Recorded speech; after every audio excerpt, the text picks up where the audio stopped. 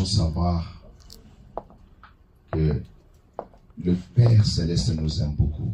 Amen. Ne perdez pas de vue que vous êtes aimés de Dieu. Amen. Malgré les difficultés, les problèmes de tous les jours, malgré des fois les situations de maladie, le manque d'argent, les difficultés qui sont reliées à la nature humaine, cela ne réduit en rien l'amour que Dieu a pour chacun de nous. Amen. Sois rassuré ce soir que Dieu t'aime. Amen. Alléluia. Amen. Dieu, c'est un papa qui a besoin d'une famille. Et sa famille, c'est vous et moi. C'est pas les anges. Les anges sont ses serviteurs, ils servent sa gloire. Mais Dieu, en tant que Père, il a besoin des enfants. Ce n'est pas les étoiles qui brillent dans le ciel qui sont ses enfants. C'est toi et moi. Amen. Alléluia. Amen. Alors, la terre n'est qu'un lieu de préparation pour l'éternité de la gloire. La terre où nous habitons. Si tu ne comprends pas ça, tu risques de perdre le vrai sens de ton existence terrestre. La terre n'est qu'un lieu de passage pour la préparation dans l'éternité de la gloire. Alléluia. Amen. Nous passons tous sur la terre et après la terre, nous quittons pour rentrer dans l'éternité. Maintenant, il faut que tu saches d'abord que Dieu, le Créateur, t'aime. Tu t'amènes à cela. Amen. Dora dit un grand amen. Amen. Alléluia. Si tu ne sais pas que Dieu t'aime, tu vas perdre le sens même de l'évangile. Tu ne vas pas comprendre même pourquoi tu existes. Nous sommes différents de la race animale.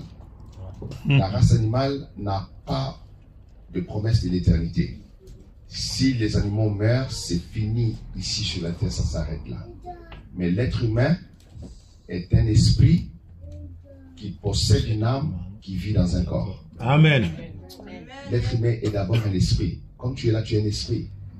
Tu as une âme et tu vis dans un corps. Le corps, c'est la maison, c'est l'habitation, c'est l'enveloppe. N'est-ce pas? Amen. Et le jour qu'on appelle la mort physiquement, ton esprit quitte ton corps. Simplement. C'est la séparation.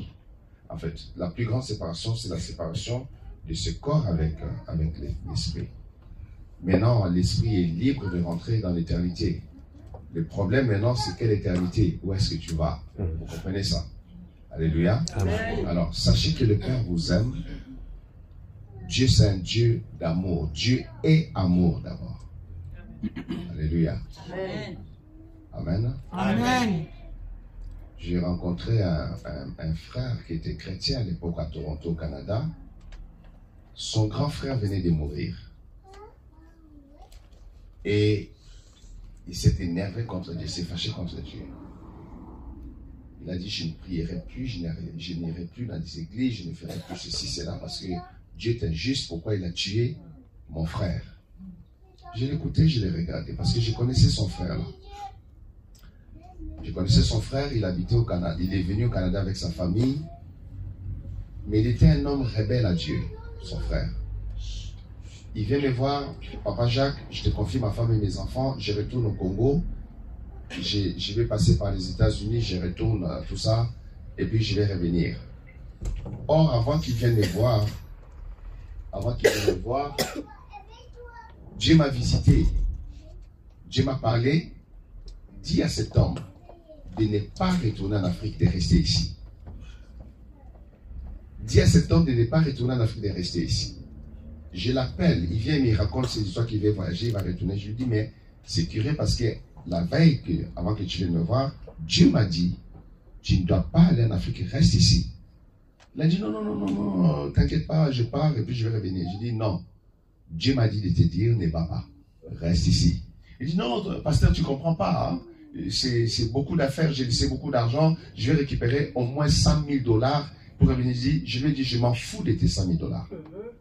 Dieu, le Père qui me visite souvent, m'a dit de te dire, ne va pas. Il s'est entêté. Il m'a oublié, il m'a ignoré comme beaucoup de gens ignorent les pasteurs. Mais il y a pasteur et pasteur, il faut faire attention. Amen. Il est parti pour les États-Unis pour prendre son avion à New York et partir à Kinshasa. Arrivé à la frontière, on l'arrête. La police de la frontière l'arrête pour X raisons. On lui dit, monsieur, tu ne passeras pas par les États-Unis. Tu retournes d'où tu sors, retourne au Canada. Il revient. Il m'appelle. Je lui ai dit, je t'ai dit de ne pas faire ça. Reste ici. Il se rebelle. Il ne m'écoute pas. Il cherche un autre moyen comme les États-Unis s'est fermé. Puis quand aux États-Unis on te refoule, tes empreintes restent. Tu ne peux plus oser rentrer. Il faut au minimum 6 mois avant qu'on t'autorise avec beaucoup d'interventions. Il revient. Il s'entête. Il m'ignore. Il ne m'a même pas annoncé qu'il partait. Il a trouvé un chemin. Je ne sais pas comment il a fait. Il est parti. J'apprends seulement qu'il est arrivé à Kinshasa. Malheureusement, il arrive à Kinshasa. Il tombe malade. Il meurt. C'est horrible. C'est terrible. La désobéissance à Dieu, c'est quelque chose d'horrible. Et comment il est mort? Malheureusement, il n'a pas gardé son corps dans la pureté. Il a contracté le virus VIH. Et ça dégradait son corps en accéléré. Il est parti.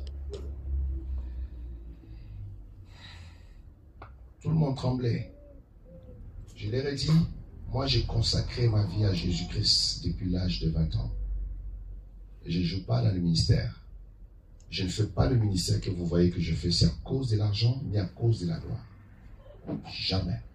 Je sers seulement la gloire de Jésus-Christ de Nazareth. Amen. Qui m'a Amen. accordé la grâce de le servir. Amen. Et je m'oblige à beaucoup de choses. Alors, le frère maintenant, il se révolte contre Dieu parce que son frère est mort et Dieu l'a tué. Je lui ai dit non. Dieu n'a pas tué ton frère. Dieu ne tue personne. C'est la désobéissance à la parole de Dieu qui a conduit ton frère à la mort.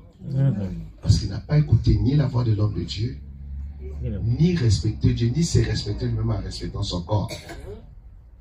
Beaucoup de malheurs arrivent aux gens parce qu'ils ne respectent pas leur corps. Ce corps est le temple de Dieu. Ils ne respectent pas ces choses, ils font n'importe quoi. Il y a des conséquences à la désobéissance. C'est triste quand je raconte cette histoire-là parce que, bon, les enfants sont restés avec moi pendant des années. J'ai pris ces enfants-là à l'âge de 3 ans, 4 ans. Aujourd'hui, ils sont mariés. L'aîné même s'est marié. Il vient d'avoir son bébé. Donc, je suis grand-père à cause de ça aussi. Donc, mais c'est triste, vous comprenez? Amen. Donc, cette église, avant que je rentre dans le message, soyez dans l'obéissance à Dieu. Amen. Et je vous l'ai dit déjà maintenant, cette église va grandir. Amen. Mais il faut accueillir tout le monde. Amen. Amen. Amen. Il ne faut pas être sectariste. Hier, je disais ici que notre assemblée de Paris, on a même plus de 20 différentes nationalités. Parce que Dieu m'a donné la vision universelle de l'église. L'église, c'est une composition de races, de langues différentes, selon que Dieu conduit. Alléluia. Amen. Nous sommes établis au Canada, à Toronto. Nous sommes établis ici en France. Nous sommes établis au Gabon, à Libreville. Nous sommes établis en RDC. Nous sommes établis au Tchad, en Tchamina. Et là, dans un mois, jour pour jour, nous allons être à Bangui. Parce que nous avons déjà pris en location une grande parcelle. On est en train de construire la tente de l'église. Donc nous sommes déjà presque à Bangui. Et puis nous allons continuer vers Brazzaville. Nous allons continuer vers l'Angola. Et puis,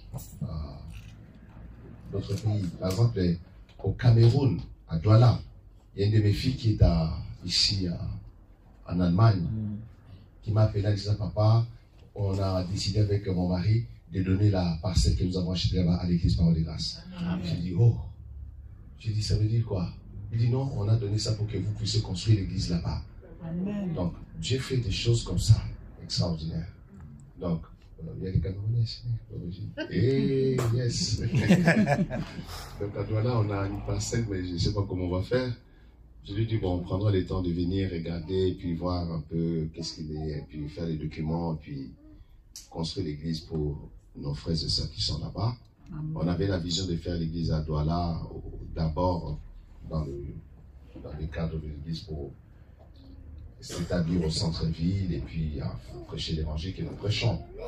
Alléluia. Amen. Maintenant, on nous a fait cette parcelle, on est en train de gérer ça. Nous avons aussi donné une grande parcelle aux lèvres de Dieu à Kinshasa. Ceux qui connaissent Kinshasa, c'est à Limité.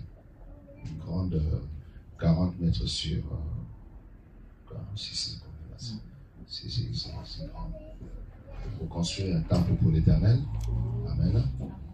Et lundi passé, je disais ça à l'ancien qui est avec moi, un pasteur qui est frère à nous, qui est ici à Metz, m'a appelé pour me dire, non, pasteur, pourquoi tu ne pars pas en Angola? On met notre maison et notre parcelle à disposition des paroles et grâces. Je me suis dit, mais il y a quoi, même? Qu'est-ce qui se passe aujourd'hui là? Donc c'est une grâce, c'est la saison. Amen. Les choses comme ça arrivent dans une saison. Il faut saisir la saison et puis faire le travail de Dieu, aller de l'avant. Amen. Amen. Alors ici à Brest, il faut travailler. Nous travaillons beaucoup pour les royaumes de Dieu.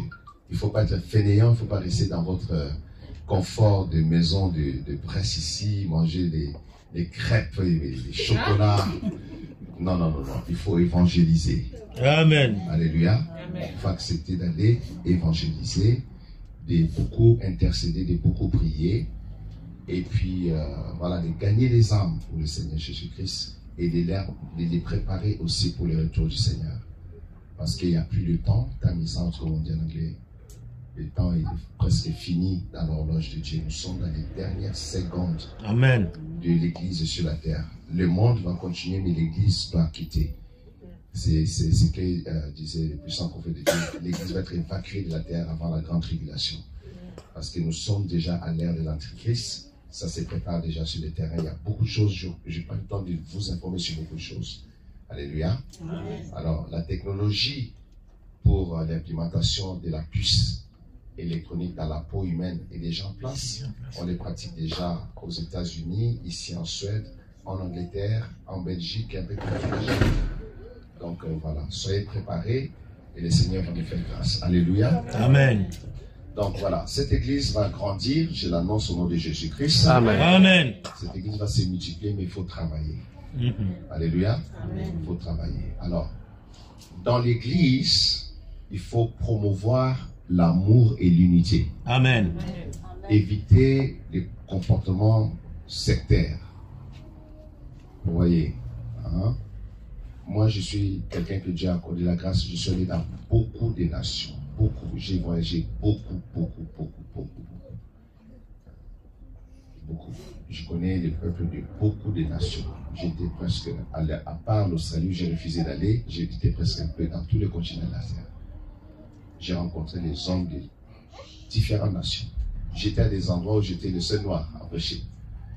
Donc, en Amérique latine, j'entendais dans les micros quand on faisait l'annonce de la nouvelle que j'étais là, ils disaient hermano, africano, ils disaient des choses espagnoles, j'ai rigolé. Mais Dieu est bon. Dieu nous aime tels que nous sommes. Amen. Amen. Dieu nous a acceptés comme nous sommes. Nous devons nous accepter les uns les autres aussi. Alléluia. L'église doit absolument être un lieu, un cadre de paix, un cadre d'amour, d'unité. Amen. Alléluia. Amen. Absolument.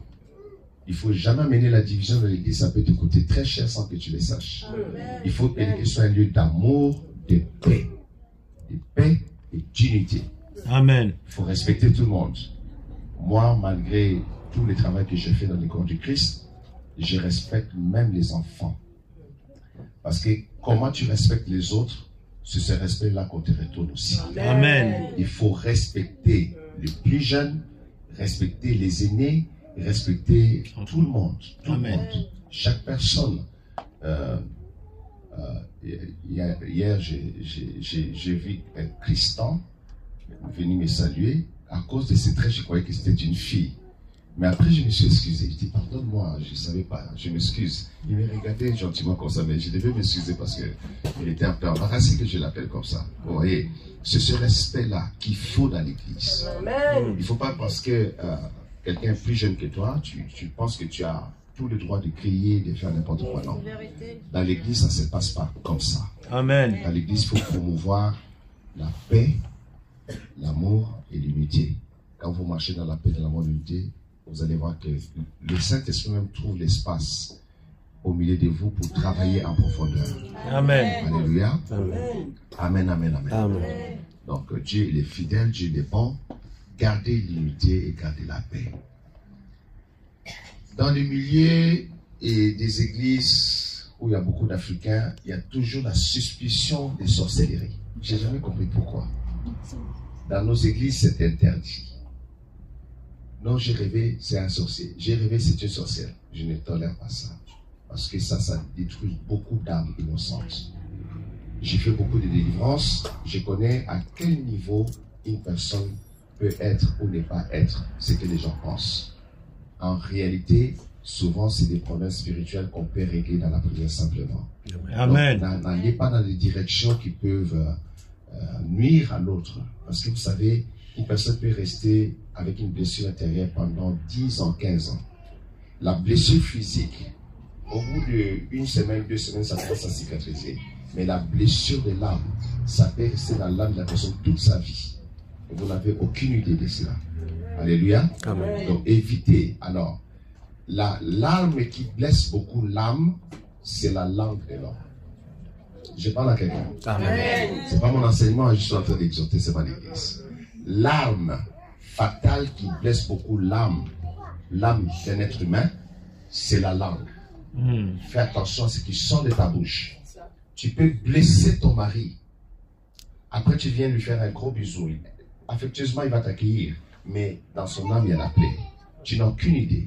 Il peut rester avec cette plaie à l'intérieur cachée. Tu n'as aucune idée parce que la blessure de l'âme n'est pas visible avec l'œil humain. Il n'y a que le Saint-Esprit qui connaît ça. Amen. Donc quand même tu parles à ton mari, tu parles à ta femme, tu parles à un frère à l'église, fais attention de ne pas blesser l'âme. Amen. Des fois, j'ai dit aux gens, je préfère même que tu me blesses, que tu me coupes comme ça, c'est ce qu'il faut jamais faire d'ailleurs. Mais ça va faire mal, mais au bout d'une semaine, ça va cicatriser, ça va se fermer. Hein? Ouais. Ça va se fermer. Mais à l'âme, il n'y a que l'onction de l'Esprit de Dieu qui doit rentrer dedans vraiment pour aller guérir la plaie, et puis ça prend du temps. Alléluia. Amen. Alors, pourquoi j'ai dit ça? Quand Dieu montre la vision de la croissance d'une église, ça veut dire qu'il y a beaucoup d'âmes qui arrivent, n'est-ce pas? Amen. Ça réjouit tout le monde quand on est nombreux. Mais il y a des âmes qui arrivent qui vont être difficiles. Des caractères, des comportements. C'est là qu'on voit la maturité d'une église. De comment cette église accueille les âmes que Dieu envoie. Regardez l'apôtre Paul. Un homme difficile, un homme méchant, un homme qui a le cœur de tuer. Il est prêt à meurtrir. Il n'hésite pas d'aller prendre les chrétiens, de les menotter, de les jeter en prison. Il assiste à la mort d'Étienne, Stephen. Et il est là sans sentiment. Il voit comment on tue. Mais c'était un grand instrument. Il était comme ça parce qu'il était dans l'ignorance de la grâce qui est en Jésus-Christ. Amen. Regardez Moïse. Avant de connaître l'Éternel Jéhovah Yahweh, un homme violent. Il n'a pas hésité de tuer l'Égyptien à cause de son frère. Après, ses propres frères se tournent contre lui. Il était meurtrier. Mais il était un instrument que Dieu avait prévu pour la délivrance d'Israël. Amen. Donc les gens peuvent venir ici avec un caractère difficile. C'est la maturité de l'Église qui peut changer leur destinée. Amen. Votre est assez mature pour les accueillir. Amen. Assez mature pour que l'équipe d'intercession commence à prier intensement pour que Dieu change de caractère. Amen. Voilà pourquoi dans l'Église, il ne faut pas enseigner n'importe quoi. Il faut prêcher l'évangile éternel.